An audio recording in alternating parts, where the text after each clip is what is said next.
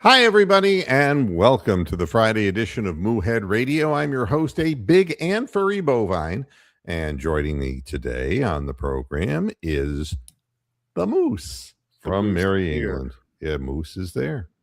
And Bronk will be with us for the majority of the program, although he's doing some arts and crafts, and so you may find him muting his mic every now and then. Uh, Today's show is going to be maybe a little bit on the rambunctious side, but I'm not going to be rude. I'm going to be very pointed about things because things that I read, it's interesting to me what is considered the way to broadcast, okay, which has changed radically over time. And I've been doing this now for 25 years, and I've seen changes, and none of them are for the better. And we'll get into that in just a minute. Uh, this headline absolutely floored me today. Falcons general manager Tagovailoa to compete with Penix for starting job. He didn't let Kevin Stefanski say that.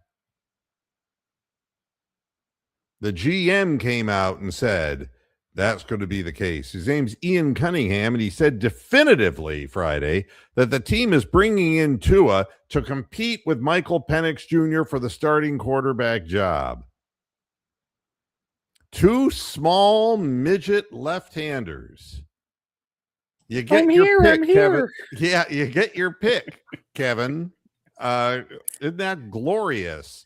Sometimes you get what you want in spades, and now he's got what he wants in his hip pocket. Here's what Ian Cunningham, the GM, said. For Tua coming in here, he knows he's coming in to compete, which is more than he did in Miami. Just like Michael knows that he's coming in to compete, and everybody, quite frankly, not just those two at the quarterback position, but everybody's coming in to compete. And then he went on to say, we've just got to be better. No, I just had to. Penix is still recovering from the left ACL surgery that he had in November. He says he'll be ready in week one, but who knows? The previous regime in Atlanta was absolutely adamant that Penix would be the starter as soon as he was healthy, but the new group has not made that same commitment. So right off the bat, I always look for similarities. And if you don't know who your quarterback is, then Kevin Stefanski's your head coach. He's your man. He's your man. Oh, my God. But we know what's going to happen to Tua. How many times has the poor lad been concussed and he's like lying on the ground and his body's like shaking violently? I mean, I don't want to fucking see that again. I mean, the kid should retire, man. Yeah, I think there's a lot of reason to believe that about, and it was great that JOK has called it quits. I mean, Has he really? Because I didn't know that. Yeah. It's just important to live more than it is to play football. That's what it comes down to. And I've been talking about the NBA a lot. I just wanted to pull up ESPN's the NBA page, and I am just reading right off this is their top headlines. SGA eclipses Wilt for NBA's longest 20-point streak. That's your Oklahoma City favorites story. Spoelstra sorry to absolutely no one for Bam Adebayo's 83-point game. Got to get the Heat in there somehow and make them relevant, don't you, League? Yeah. Luka drops 51 as Lakers explode in LeBron's return. It's that time of the year, folks, when the league cranks up the publicity for their favorite teams. Get this one. I thought you were going to say that Luka explodes in LeBron's face, but spooches all over him. Yeah. Then this. Celtics Brown calls out NBA's foul baiting trend. Now, this is really funny because that's what I mean. Tatum has made a career of that. The forearm shiver going into the fadeaway. Fuck you. Fuck every one of these people. Go fuck themselves. And then the next headline: Wemby ankle sits out loss to Jokic and Nuggets.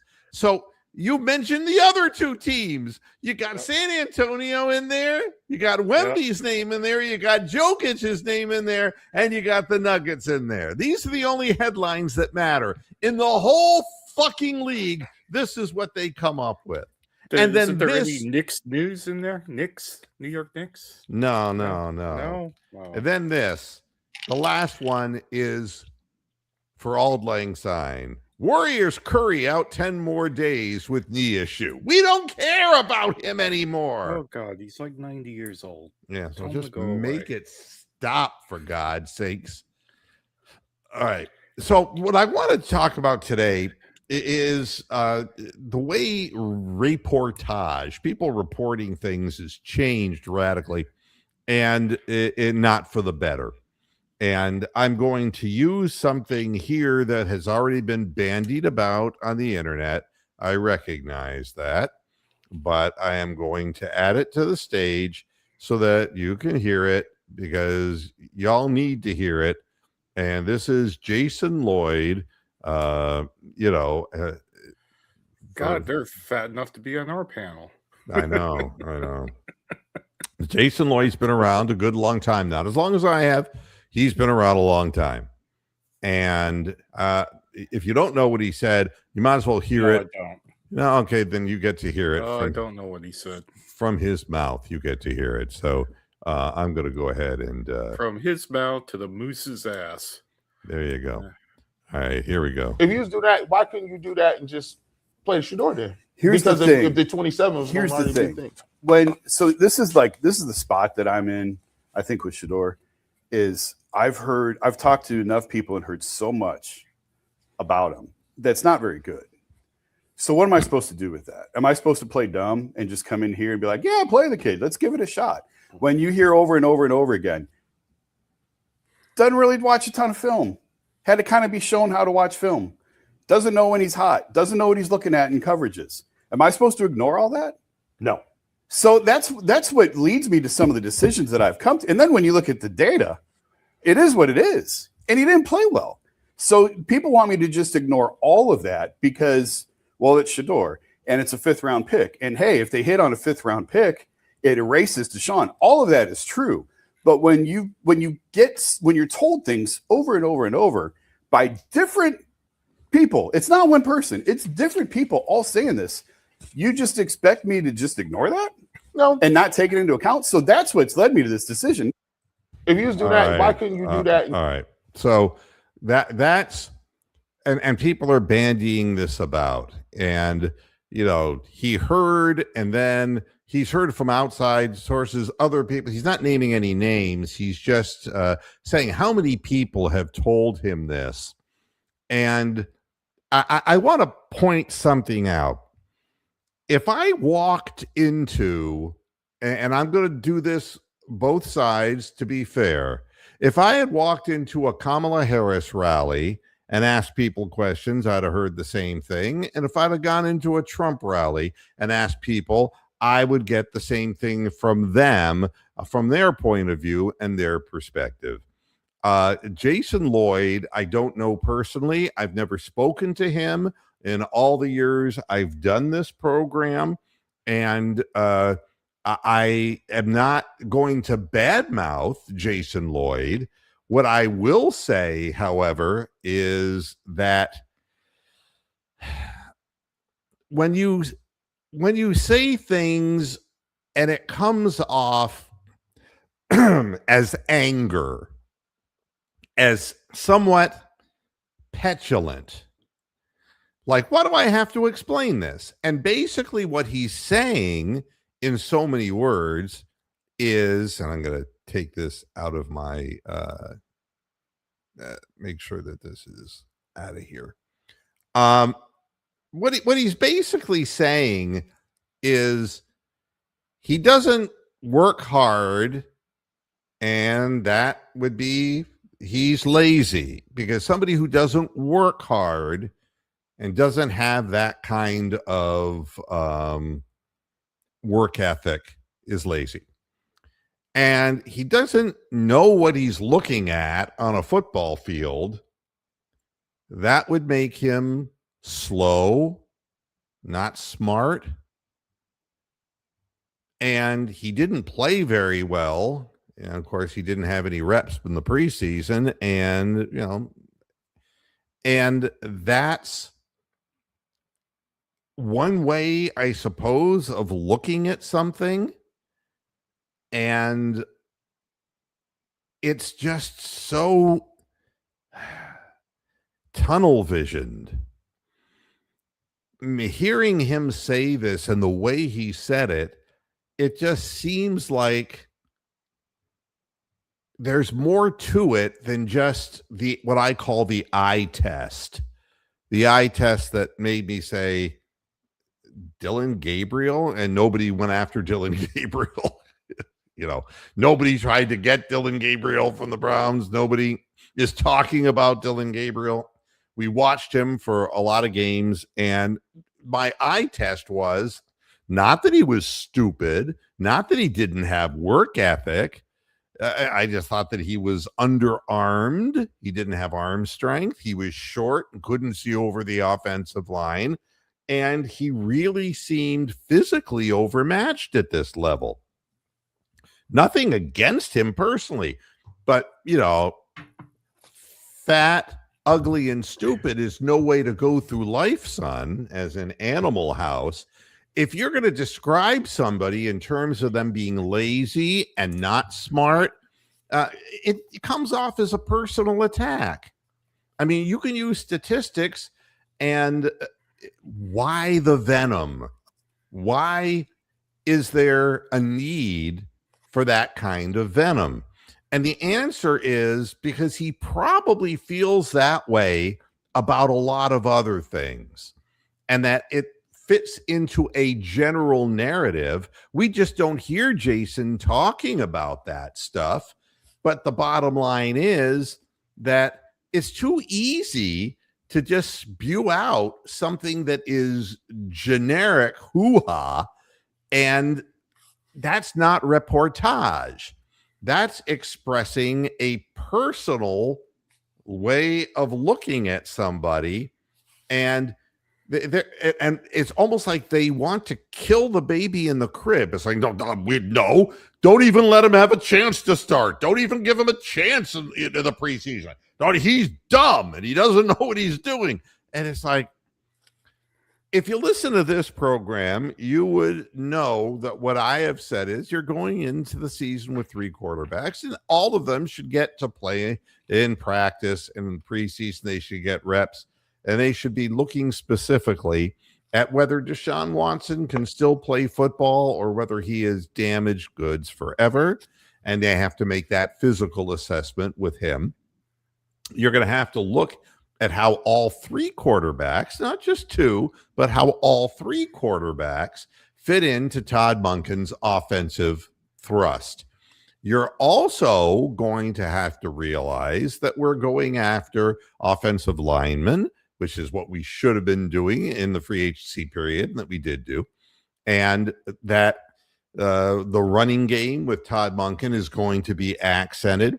You've got a couple of good guys in Sampson and Judkins, and with a better, stronger line, your quarterback's going to have to take snaps from under center, and they're going to have to do play action.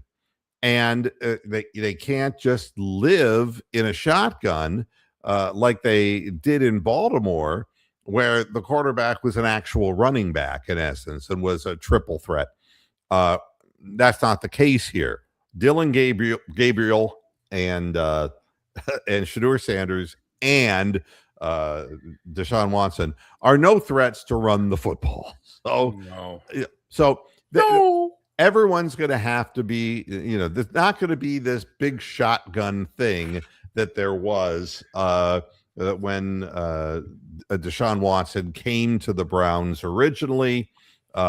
there's going to be more play action. So it's going to be more in the mold of what Joe Flacco was asked to do because he had good, he handled the ball well in play action.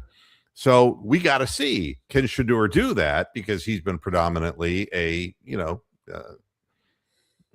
guy who takes the snap, shotgun. And then you have Dylan, and you got to find out if he really has the ability to learn a new offense better than the other two quarterbacks. So, you got to give everybody a chance here. But sitting there and pointing out that one guy needs to be thrown out of the mix before he even gets an opportunity, it really reeks of something that is very personal. And I don't know why this should be personal. I don't know any of the men on the Cleveland Browns. I have never spoken to any of them. I didn't know Kevin Stefanski. I could give you an idea of week after week after week what I thought of him and what I thought that maybe he could do certain things better. But I wouldn't want to put words in anyone's mouth, and I would not want to assess the courage, the intelligence, or whatever of a given player. I do question the effort of Jerry Jeudy. And I don't know if you saw the videos that were online. He's supposedly working out real hard, and and he's doing all these really fast twitch kind of exercises, which has nothing to do with catching the fucking ball with his hands. So that's I didn't know that. Yeah, but I mean, getting open is only half the game, babe. I mean, you got to catch the football. So, that's the first thing about reportage. It's like when somebody who has some gravitas and has been around for a long period of time takes this tact, it really seems a little bit odd to me. Well, and it's 4 months before bloody training camp even starts opening. Yep. I mean, what's the point? I mean, the Browns quarterback in September may not even be on the roster right now, god damn it. So, I mean, they're just coming up with excuses to open their mouth and talk about shit, Yeah, it doesn't make any sense to me either. And then Fear the Sword, which is a site that is dedicated. Cavalieri. Yeah. And the comments by Donovan Mitchell after the Cavaliers got anally raped against Charlotte, which I told you was going to happen, and now it's all over. The surging Charlotte Hornets, and well, you mean the Magic, don't you? I mean, I'm sorry. That's right. Yeah. What am I saying? Yeah, it was surging. Yeah, the Orlando Magic, and it's like they're surging. It's like that was an ass raping, even though the game was relatively close and the Cavaliers could have won it. It wasn't that close. The Cavaliers, and I'll talk about them in a minute too. This is not a discussion right this second about how well or how not well they're playing, but rather how the league is just shifting attention to. It's like they're hyping certain teams. Yeah. And when you're going to the free throw line so many times and you are throwing the ball out of bounds, and then the NBA comes back and says, well, we've looked at it the next day and it did go off of Mitchell. And you're telling me that you could see that? Wow. I mean, honest to God, it was a horrible pass and it went out of bounds, and we would have been in a position to get back in that. I mean, to get tie it up or win the game with the possession, and instead, it just goes to Orlando, and there's nothing surging about the Orlando Magic. Oh no, they're not that good. They're not. But you look at the two teams now, they're focusing in on it's Orlando and Miami. Yeah, I know. And this is, the Miami thing is really nauseating. But what Fear the Sword wrote an article about was Donovan Mitchell's comments that we got to do something with it, because you're getting only 2 challenges and you're using them up early, and then at the end of the game when it really matters, you don't have any left. Yeah. And they got to do something and get, they got to figure this out, whether it's more challenges or whatever. And, I would say this: if you need to be dealing with this frequently, there's a problem. There's a problem with the officiating in the league. Correct. There's a problem with the integrity in the league. And you can see how they use, whether it's influencers on the internet or whether it's ESPN or, all of their broadcast buddies to throw out the garbage that they want spread. This is the conclusion of Fear the Sword. And I can, read this, but this is the excuse. And this isn't that the league owns Fear the Sword. This is a younger group of people. And this is the way the younger fans are really looking at a lot of things in life. And it's really very scary to me personally. There's the thought that if there were more replay reviews, we'd somehow make things more fair. And while the increased use of replay does help get more calls correct, sports will never be completely fair. The more you try to make it that way, the more you end up highlighting that it isn't and never will be. So that's pretty cynical and jaded. I mean, that's like saying, the people in Washington, D.C. are stealing your tax dollars and, but it's never going to change because we're never going to stop it. I mean, you shouldn't get all your panties in a wad about it because, it could be worse. Yeah, let's just live with corruption, That's what they're saying. That's what they're saying. And let's live with corruption. Let's not really address it in any meaningful way. I'll read on. There's also the fact that there's no amount of replays that would make things better. If you're allowed 2 challenges, you'll always think you should be allowed 3 and so on. That's because there's so many goddamn cheating, bad fucking calls. I mean, normally you wouldn't need that many, but the fact that you need that many, they're going to outlast you. The league is going to outlast no matter, and that's what they're saying here. No matter how many challenges you have, they will tell the officials to do 1 or 2 more. All right. So that's not a reason why this is okay. Next. Additionally, there are calls that can't easily be reviewed, the writer says. For example, the missed goaltending call in the Cavs game against the Oklahoma City Thunder proved to be monumental. Instead of 2 points for the Cavs, OKC ended up with a transition 3. Yeah. How are you supposed to stop that from happening? How about getting new officials? How about investigating the fucking league? What do you do about how do you stop it? You know how you stop it? You stop writing this nonsense because you're a silly ninny.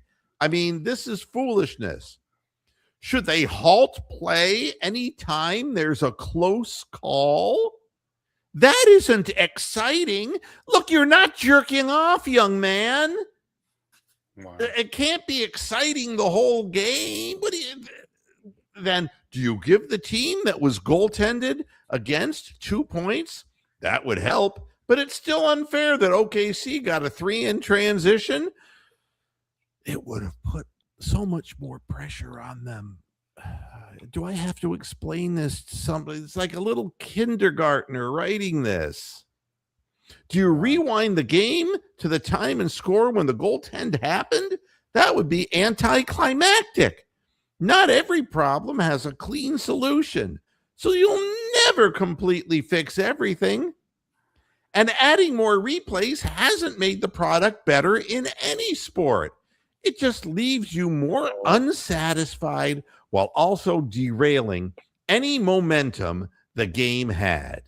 You will never create a system where every judgment call is right. And you know what? It's okay to accept that. It's just part of the game. First of all, you never watch professional tennis matches.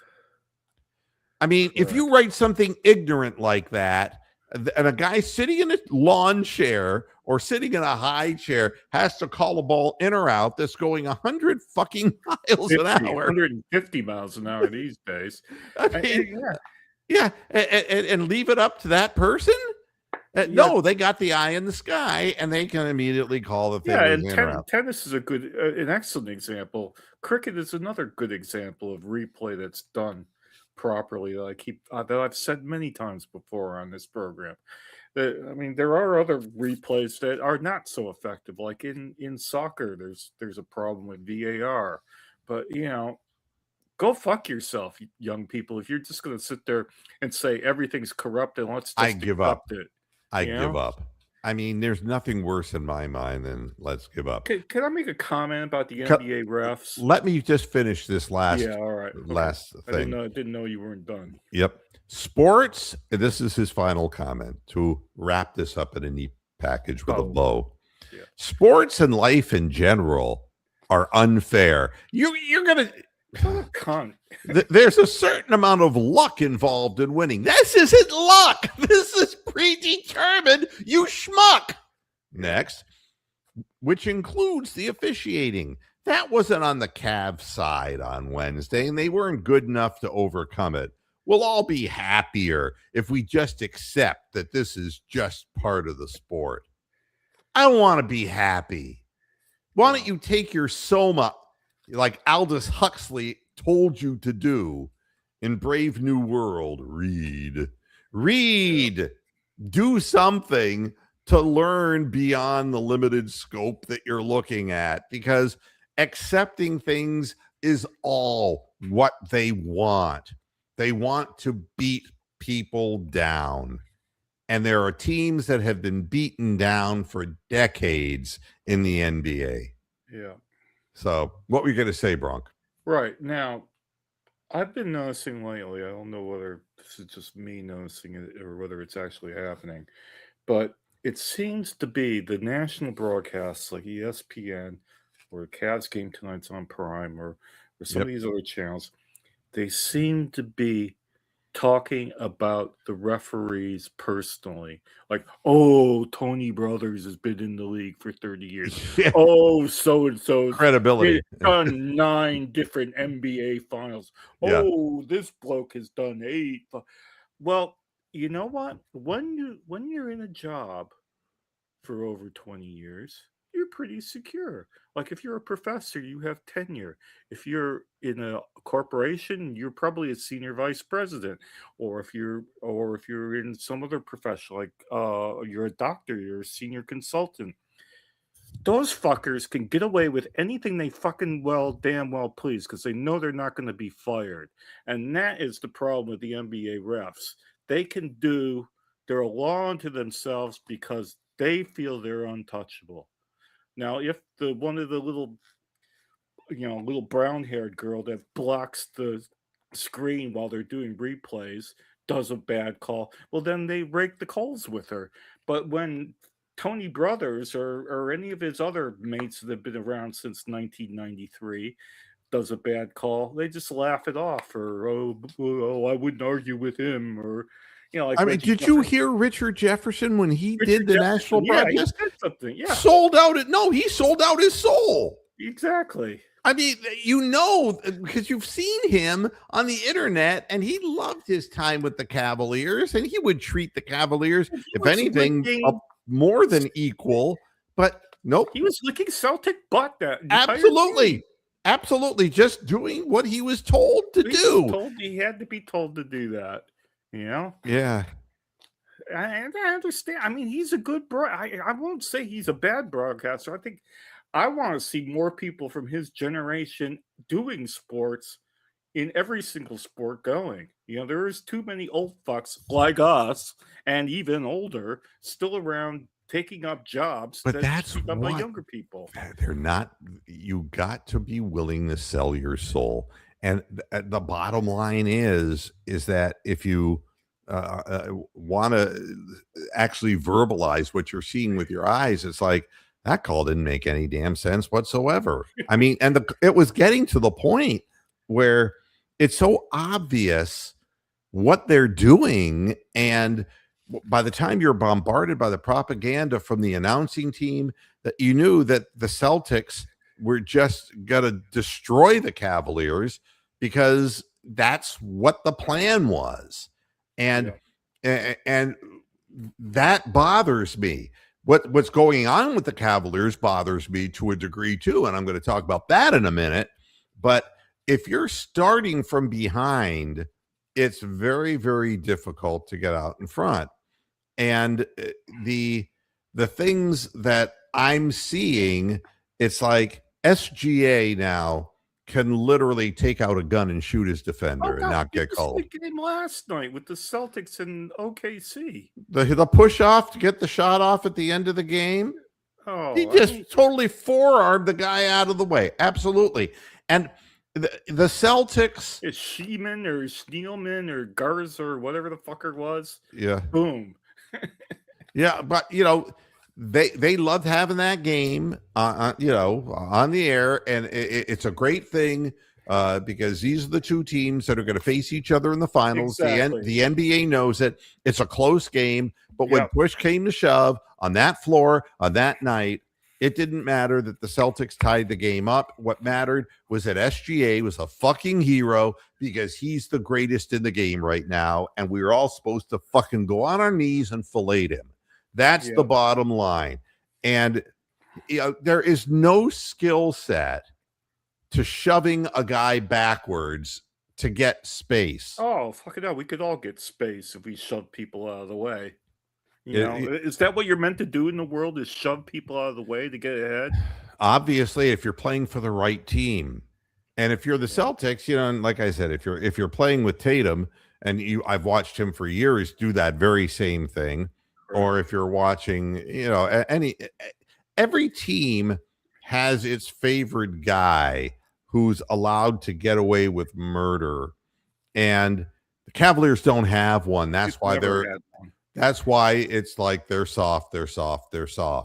But you know, Şengün can't play a lick of defense because he can't get off the ground with his pudgy little legs. And to be honest with you, all he can do is forearm shiver people, elbow people as he's going around them, elbow them in the back of the head. That's all he can do. And, you know, watching the Pistons play, that's all that Beef Stewart can do, is when the referee's not looking, give somebody a cheap shot. And is that what the writer of the last article on Fear the Sword is saying, that he wants professional basketball to become? We want to just suck it up and watch that. I mean, if you looked over at the Celtic bench when it was 0.8 seconds and they had to somehow manage to get a ball in and either tie the game or get a three to win it, they just looked like absolutely fucked. Yep. Their body language was the worst I've ever seen, and it was because the refs fucking fucked them. You know? Yeah. They had no chance. Jeffrey is to me, the Deshaun Watson and Shedeur Sanders spellings excused here. Quarterback competition. This is a competition for who's going to make the team and whether the team can improve its record from last year. That's what I'm ready for, seeing new offensive linemen, seeing a new coaching scheme, and perhaps a new vitality in the locker room. I'm hoping that there's a better vibe, but I could care less about Deshaun Watson or Dylan Gabriel or Shedeur Sanders at this point, because it's got to be a much bigger package than just that. And then he's following up with watching the Cavs play without Jared Allen. Shows how valuable he is to the team. But how many times do we keep saying this because he bangs a knee with somebody and he's gone for a couple of weeks? Well, I mean, there's been a lot of people saying that. Like, let me use the line that Lloyd said, like, oh, all these people are telling me that the team's better with Jared Allen than just Evan Mobley, you know? Well, does that make it true? And all these people before saying it. Well, I mean, but the thing is that we are forced to play without Jared Allen because when he's hurt, he's like He's Dean hurt. Wade. He He's doesn't bad. come back. Yeah. And we wait, and we twiddle our thumbs, and we're playing. And then people say, well, Mobley is really playing lousy. Well, because Mobley He's probably hurt. Well, Yeah. I'm not going to even begin to guess. The free throws are in his head, and I think that Oh, he's God. confused about what he's supposed to do and not supposed to do.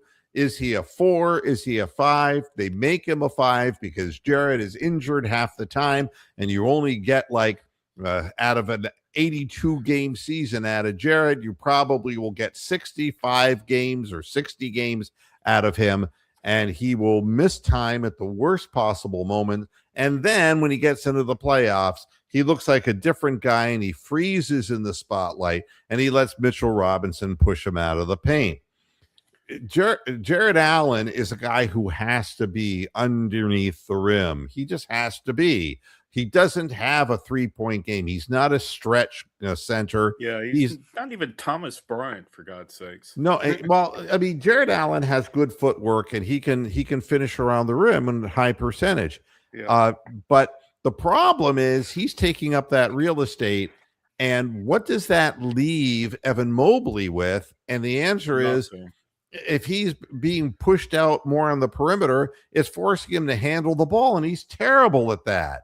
Yeah. And if he has to drive to the basket, you're going to see that fucking head and he looks like a fucking epileptic. You get the head and shoulders fake thing. Yeah, he looks like them Rock'em Sock'em robots, but throwing both hands at the same time.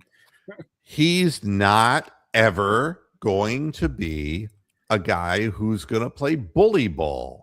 No. And they have to understand, how do you use a guy like Evan Mobley, who's really a good defensive player, a great defensive player, but doesn't have a full offensive, repertoire. And to me, it's so simple. The reason that you have Harden and you have Donovan Mitchell is because those guys are your go-to people when times get tough. They're your vets, the guys who can score in many imaginative ways. That's what that is. The other guys on the floor play roles in all of this, and it's what Kenny Atkinson is having real trouble figuring out, and I'm beginning to think he's somewhat daft. Because, look, I'm not going to criticize him for his team's injuries. The team can't stay healthy. But the choices that he's making as to who's playing the critical minutes in games sometimes makes no sense to me. And again, this is, what you've been hearing. Yes, Harden can read a pick and roll and get the ball to Jared Allen, who puts it in for 2. The other team runs down the court before Jared Allen can get down the court. It's a 5-on-4 situation, and they shoot 3-point shots. We're scoring 2s with Jared to give up 3s on the other end of the court. We are not a better team just because Jared Allen and James Harden are playing together. Why don't you look at other statistics? If you're talking about James Harden, who brings the ball up the floor and dribble, I thought the Cavaliers were a fast passing 3-point shooting machine, which is what Kenny described them as last year and coming into this year. Why is Sam Merrill having trouble getting open looks? And the reason is dribble. By the time James Harden is setting something up, he can set up a pick and roll with Jared Allen, but the other team doesn't give a flying fuck. If he wants to involve Evan Mobley and Evan Mobley goes to the basket, they're laughing because that's what they want. You're allowing teams to defend you when you're most dangerous by cavalanching people with 3-point shots and getting momentum going.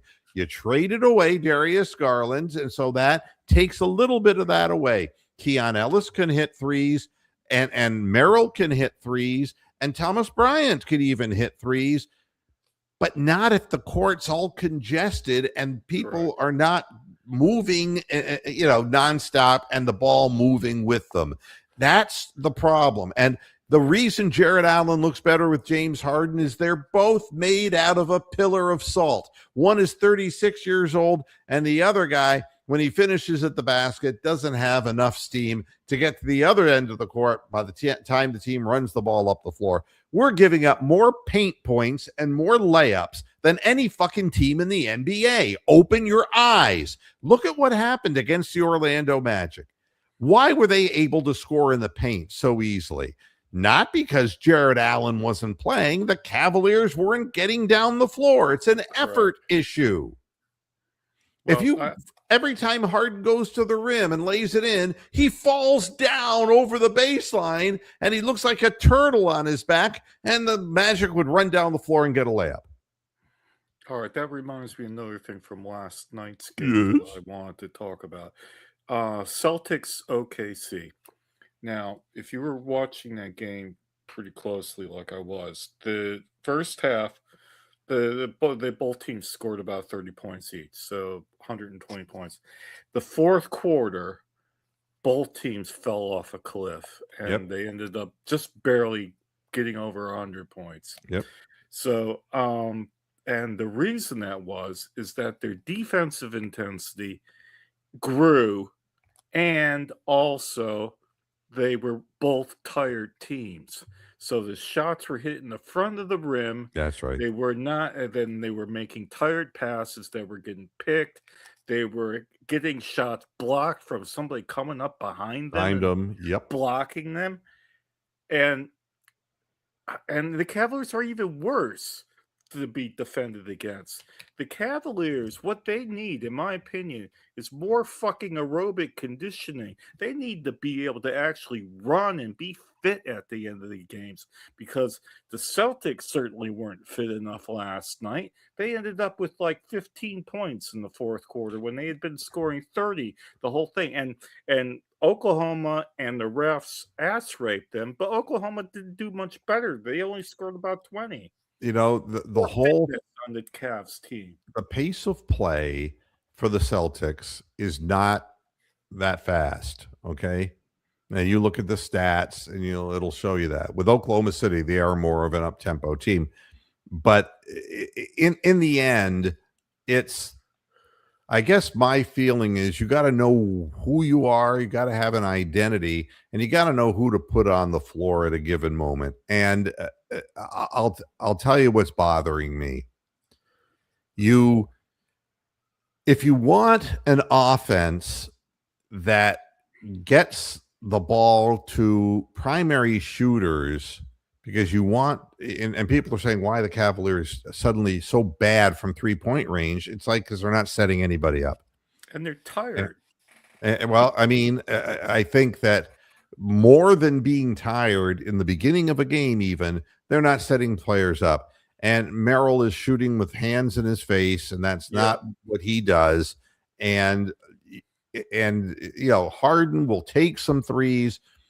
Mitchell is the clock is running down, so he's hoisting shots that are not the best choice decision shots.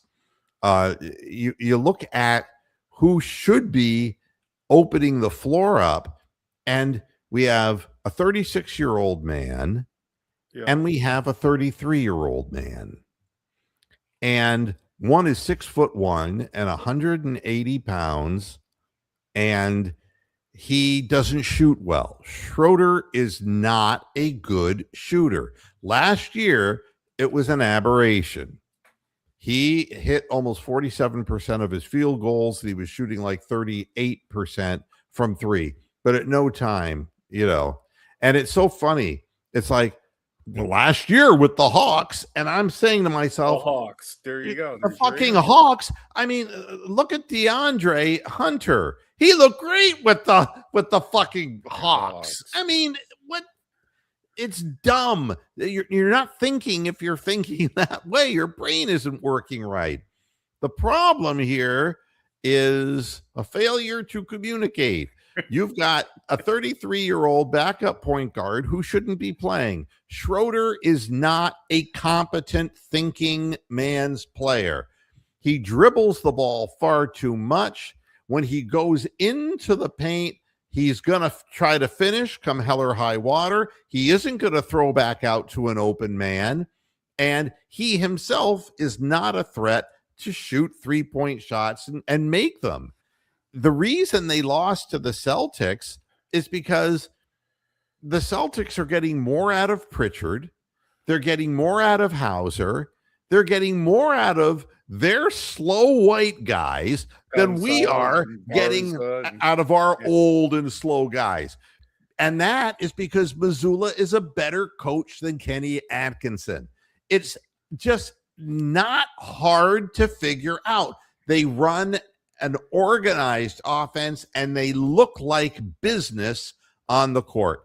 And to make matters worse, they got two guys, worse if you're a Cavs fan. You've got Brown and you've got Tatum, and they have the ability to put up big numbers.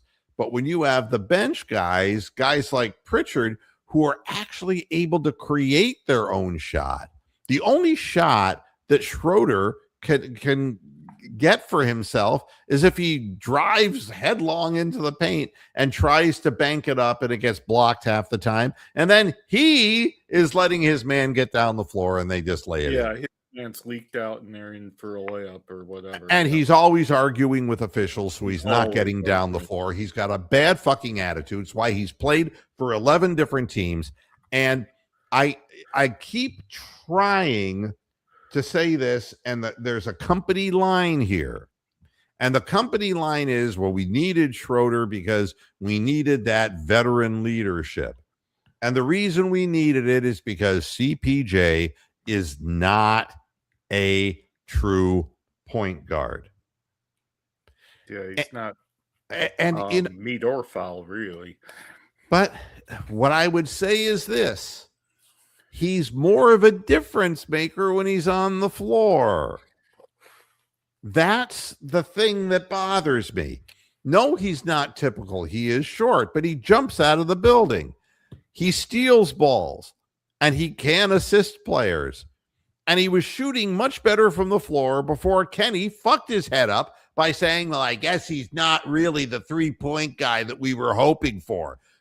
You know, how many players can you have on your roster who have fucked up heads? You know, you ask yourself about DeAndre Hunter, and Evan Mobley can't shoot free throws now, and he's not able to make 3-point shots at any level because he's confused. And you look at all of the players who are playing for the Cavaliers, and how many of them. And you have Schroeder, and you have who's playing at a lesser level than he was in Atlanta, and DeAndre Hunter, who just checked out of the building like Elvis did. There's something wrong when the coach is analyzing who should be playing. When you have a problem and you're giving up open looks from three to teams like the Celtics, I ask immediate questions. One of them is, instead of having somebody arguing with the referee and having Schroeder pound the ball, CPJ is a better person to be playing. And the reason is he's got more athleticism, and no, he doesn't have as much experience, but God damn it, the guy will get up near the midcourt line and pressure his man, and they will create turnovers. The same thing's true of Tomlin. Tomlin should not be on the floor for long periods of time. And neither should Thomas Bryant. These are people who, in small dosages, can help you out. But a guy, you know, and Sam Merrill is running around, but for no reason, because no plays are being run and set. What is he supposed to do? The guy's running around in circles, and they say, well, wait till Max Strus gets back, then another one will be running around in circles and won't see the ball. Yeah. So I don't understand any of this. Porter, and I'm not going to change my mind about this because I saw CPJ play, and he was scoring in the paint. When he goes to the rim, he can finish with a dunk, for God's sakes. Yeah. He blocks shots and helps out in the paint, which is something that we need help with. And he can hit a corner three. He has the ability. He just doesn't believe it anymore because Kenny has convinced him by downing his playing time that he is not ready to be anything more than a last guy off the bench guy. And the same thing with Tomlin. Tomlin's got long arms. Tomlin can offensive rebound.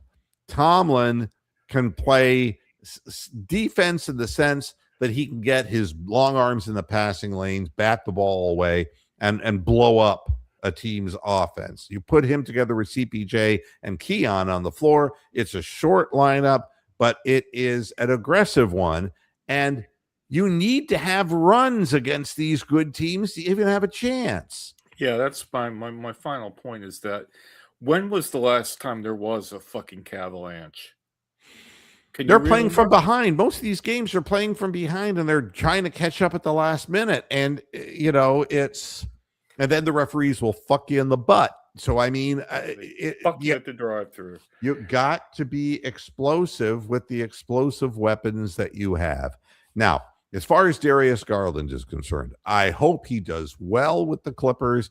And I hate this. Either you're a Shedeur fan or you're not. You're either a Darius fan or you're not. You know, I watched Darius Garland play in Cleveland for years. I like the guy. He has an enormous amount of skill.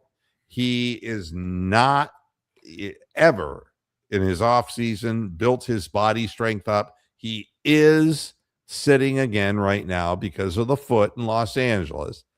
So he's still on some rest plan because his foot still isn't right. He can shoot threes. He's worthless driving into the paint, but he's playing in a conference where it's more up and down, which should help him be able to pull up to shoot threes or to pass off to guys when they have, you know, the 3-on-2 kind of, you know, situations in fast break. You know, I see Jeffrey is saying that he wants to see more CPJ as well. And that, you know, yeah, Schroeder and Harden are both ball dominant, but in a way that Dennis Schroeder isn't going to help you offensively. The ball's in his hands far too much, and I don't understand it. I think it's trapped really easy. You know, you get him, you can get him trapped. Yeah. The other thing I wanted to point out, and what you sent me was, you know, I almost fell out of my chair. It's hilarious. It really is funny. It's a macabre kind of way, but it was very funny. This whole Bam Adebayo's 83-point game, what a joke. I mean, that is a stain. I didn't watch any of that. I mean, I heard that it was like it was all at the free throw line. He went to the free throw line himself 43 times. That's nuts. And he only made 20 of them, and he still had an 83-point game. I mean, they weren't guarding him. I mean, it's a stain on the league. And, of course, you know, I apologize to no one, said the insect-looking fucker, Spoelstra. You know, period. Yeah. And you can't be serious. The league has just become... That's like a WWE stuff, yes, giving somebody 83 points for no good reason. Yeah, just so people can argue about it. You know, and I'm going to say something that's going to piss other people off. You know, there's nothing sacred to me. A great game is a great game by an athlete. And, you know, Wilt Chamberlain's 100. I wasn't there to see that. I was only 4 years old when that happened. Kobe Bryant's 81 was the grandest definition of self-grandiosity in the history of the NBA. He was chucking at will, and the fact of the matter was that was set up for him to set a record, a modern record, right? And Kobe Bryant, if you look at that game, teams were letting him shoot because it was the end of his career. So Adebayo took 43 shots overall and an incredible 43 tries from the foul line. And the last few minutes were described as a circus with Wizards at times quadruple teaming Adebayo, who was still getting the ball, and the Heat fouling Washington players on 4 occasions, the final moments, to extend the game so he'd get the record. I mean, it reminded me. I didn't know that happened. Yeah. That's WWE tactics, man. You know what it reminded me of? There is, and I don't remember her name, a young lady who was a top college basketball player, and she injured her leg, and she was they got her out so that she could get her point, that set the record. a layup. That she limped out onto the court with a cast on, basically, and they just let her score a basket and took her out, and that's just wrong. Any way you look at it, I understand you want to be able to honor somebody like that, but the breaks are the way the breaks are, and tell them what you sent me, Bronk. It was a thing from the Onion, so it's got to be on the Onion's website. But I imagine people complained about it. It had a photo of I forget what the photo was, but it was Lakers fans complain that Bam Adebayo's helicopter crash was worse than Kobe's. He's just stealing all the thunder from Kobe, isn't he? Hey, Bebo 976-458. So look it up on the Onion. Maybe you'll still see it there if they haven't taken it down. If you're in Winnipeg, say hi to Burton Cummings for me and the guys from the Guess Who, Randy Bachman. Winnipeg is surprisingly a spot where no music came out of until the Guess Who did. And he's studying for RCMP Manitoba. I don't know what RCMP. Royal Canadian Mounted Police. Oh, how about that? Sergeant Preston of the Yukon. I love it. Dudley Do-Right. Yes, fair enough. God, it's going to end up sounding like no, go fuck yourself. Yeah, that's what it's going to end up sounding like. Dwayne Stat and Dudley Do-Right do sound kind of the same. I have to differentiate the two because it's not appropriate. I'll save you, Bill. Almighty. So, yeah, I mean, the league can't be taken seriously when all this shit is going down. And then the other thing is trying to make Miami of Ohio the villain. Oh, can't how they do you let feel things about that? Your alma maters playing each other in UMass. I mean, I was going to ask you about that. Well, no, they UMass beat them. I know, So, look, every O's got to go. Eventually it's got to go. And it was a great season for Miami of Ohio, and they should be in the NCAA. Absolutely, 100%. And they did what they did in the regular season, but UMass beat them by 4 points in the first round of their of the MAC conference in Cleveland. Yeah. So, but to sit there and say that, it's a payback for what they did to the fans in Athens, the fans in Athens should move to Greece, go to that Athens and take it up the rear end.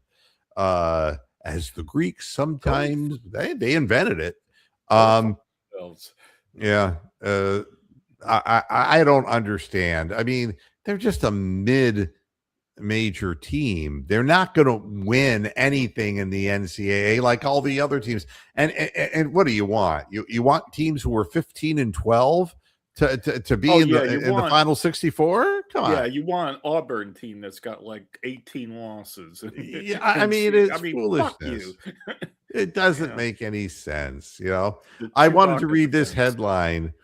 And the reason is because, this is what we're getting from people like Mary Kay Cabbagehead. Shedeur Sanders could be the Browns lottery ticket, and that's exactly what they're counting on is change the channel. This is the woman who really would have gone down on her knees to blow Dylan Gabriel if it wasn't so low. The fact is her knees just can't. No, I mean, her knees couldn't go that low. She's pushing 90 now. God, make it stop. I know it's like I don't for the life of me understand. The Cavaliers, if you haven't heard the injury report, you've been hearing the same injury report over and over again. Alan Struess and I think Merrill's hurt with something or hamstring or No, something. Tyrese Proctor quadricep. Proctor. Yeah. The team we're playing is 22-44, and they're not doing very that'll be well a right close now. game. And they're on a back-to-back, so they're on the second game of a back-to-back. And God damn it, if the Cavaliers can't come out playing with energy in the beginning of this game, I'm going to ask Dan Gilbert personally to serve him his head, because Go fuck yourself, Dan Gilbert. no, it's like, wouldn't that be great if like Dan Gilbert could hire Dwayne Stat for one day. Yeah. You're fired. Get the fuck out of here and go fuck yourself. Yeah. Hi, Kurt. How you doing? Euclid Kurt. Yeah, he has a displaced fracture, a non-displaced fracture in his offhand, which is his right paw. So yeah, Yeah. And he's playing, but Jared Allen can't play after banging knees with somebody. I love the sound of broken glass. Do, do, do. Jared Allen is made of glass. Oh, well. This was one other thing I wanted to mention before I get out of here. The Big 12 makes a big decision, basically for their NCAA tournament, for the teams playing on there. They're going to transition back to a traditional hardwood court for the remainder of the conference tournament, because their innovative LED glass court, it was using LED and blinding the players. Probably. No, they were slipping and sliding. Slipping, yeah. I don't get it. Why would you make, hey, that really looks slick. Why fuck with something? Like the hardwood floor is a classic. Why have an LED lighted floor? What? It doesn't make. I have no idea. And by the way, the NCAA tournament betting is set to tick up to $3.3 billion. That's right. And you're telling me that's going to be honest? No. The whole thing is ridiculous, and who cares if Gilgeous-Alexander eclipses Wilt for the longest 20-point streak? We never heard about a 20-point streak before. We've got to say something about Gilgeous-Alexander every day, or else we're going to go to hell. Correct. I mean, enough. Yes, that is one stat of Wilt's that I was not aware of for all my 65 years of my life. Nobody was. Just recently. Nobody was. I mean, and they bring this stuff up just to add, and when they're done with him, they're done with him. If he falls and rips out his leg or whatever, they'll move on and they'll find somebody else. They always do. Yeah. So, yep, it's 8 after 6, and I got to get out of here because I got to grab a bite to eat and with rocks, and then got to watch the game. And I don't want to be yelling and screaming. I don't want to yell and scream. I don't want to. Don't yell and scream. All right. I believe it's a Prime game, if I'm not mistaken. So that'll be interesting. We have our own little English announcers that do half of the commercial break. And, it's quite entertaining. Yeah, it is good though. Yeah. All right, Bronk, I'm out of here. Thanks again. I appreciate you and your moose-like presence on the program. I haven't heard the moose voice for a while. Do the old Bullwinkle. What would he say? Again. Yeah, it will be like, hey, Rocky, why don't you go fuck yourself? Everyone's just, that would be brilliant if they. Boris bad enough. Go fuck yourself. Squirrel and foul mouth moose. Uh, yeah, yeah. I mean, it used to be, there would be certain bullwinkle things you would say, but Yeah. with the contentious society, Hey, Shador is stupid. Let's see if I can piss anyone off. Pull a rabbit out of my hat. Yeah. All right. Don't know Thanks, my own strength. I forgot about that line. Oh my. Thanks everybody for tuning into this edition of Moohead Radio. Back again on Monday, and let's hope that the Cavaliers come out Let's hope they win. playing seriously, and there aren't many games left, and No. the Thank God. the charge of the light brigade is coming up behind us, and we got to start winning some games. So let's hope that happens. Yeah, our long NBA nightmare is nearly over. Yep. All right, Bronk, take care. And everybody out there, have a good night, everyone. Hasta la vista, Pastor Heads. Good night.